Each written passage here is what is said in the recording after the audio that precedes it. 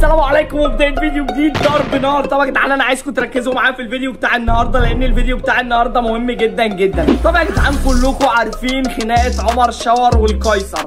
مبدئيا كده لو هنتكلم في الخناقه، انتوا عارفين ان انا والاس اخوات، يا جدعان، والمفروض ان عمر شاور اخويا والقيصر سارق منه درع اليوتيوب.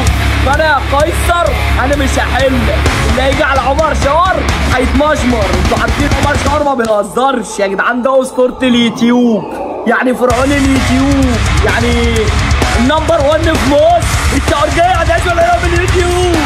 طبعا يا جدعان اهم حاجه تعملوا لايك للفيديو ده قبل ما نخش في اي تفاصيل، وتعملوا لايك للفيديو. عايزين نوصل الفيديو ده لاكبر عدد من اللايكات، وتنزلوا تعملوا سبسكرايب في القناه ولايك للفيديو ده، عشان خلاص يا جدعان ما عادش فاضل حاجه عن نص مليون مشترك. اهم حاجه بس مبدئيا كده هتنزلوا تصلوا على النبي تحت في الكومنتات. مبدئيا عمر شاوريتو كان جايب القيصريتو، كانوا بيعملوا تحدي على العربيه، كان القيصر حرامي وعمر شاور لابس لبس ظابط كده. المفروض يا جدعان ان عمر شاوريتو طلع بره وكان مدي للقيصر تقريبا دقيقتين او 3 دقايق ان هو يستخبى في الفيلا، والمفروض ان كان عمر بره. كان وقتها عمر شاور كان بيكتب اسامي الشاورجيه على العربيه. المهم يا جدعان قيصر شال الفاميه اللي كان على العربيه، الفاميه ده كان جولد بما يعادل بالمصري كان تكلفته 50,000 جنيه تقريبا. يعني القيصر شال الفاميه وهرب زي الفرخه عشان خاف من عمر شاوريتو. عمر شاوريتو ما بيهزرش، ده الفرعون بتاع اليوتيوب.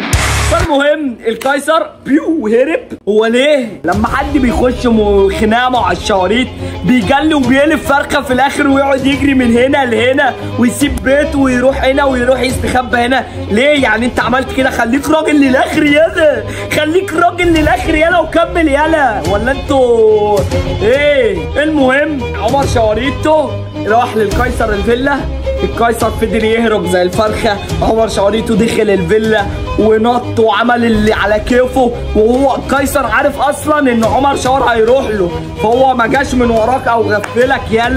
يلا عمر شاور ما بيضربش من الظهر، عمر شاوريتو ما بيضرب في الوش. يلا المهم عمر شاوريتو دخل الفيلا وابتدى ان هو يحط له صوره على الحيطه، وبقت الفيلا فيلته وينزل بسين.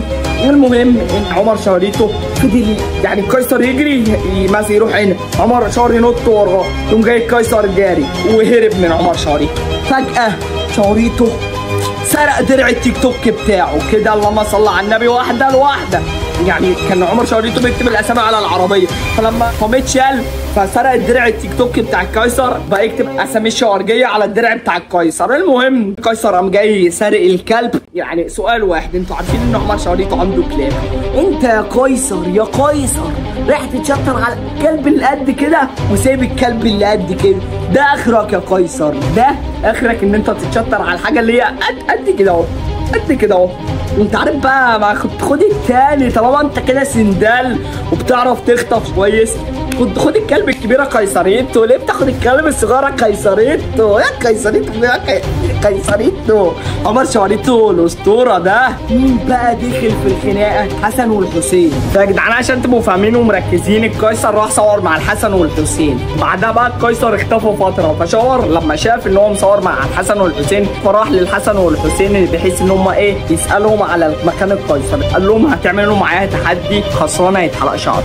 هم فاكرين ان شاوريتو هيحلق شعره طبعا، بس ده نو، انا وشاوريتو توينز، ده التوينز بتاعي يا جدعان. المهم قيصر ادى الكلب للحسن والحسين، الحسن والحسين خدوا الكلب حلقوا له شعره. عمر شاوريتو يسكت، راح للحسن والحسين بيتهم. برضه يعني ملحوظه ثانيه، معلش ليه انتوا بتخافوا من عمر شاوريتو؟ هو شاوريتو البعبع للدرجه دي؟ يعني شاوريتو بيخليكوا تسيبوا بيوتكم يا جدعان. والله العظيم اي يوتيوبر شاور بيتخانق معاه بيسيب بيته ويخاف من عمر شاور، لان عارف لو ما يروح لعمر شاوريتو بيفرقع. فالمهم الحسن والحسين خدوا فيلا جديده، فسمسار كلم عمر شاوريتو وقال له ايه؟ قال له انا عرفت مكان فيلة الحسن والحسين.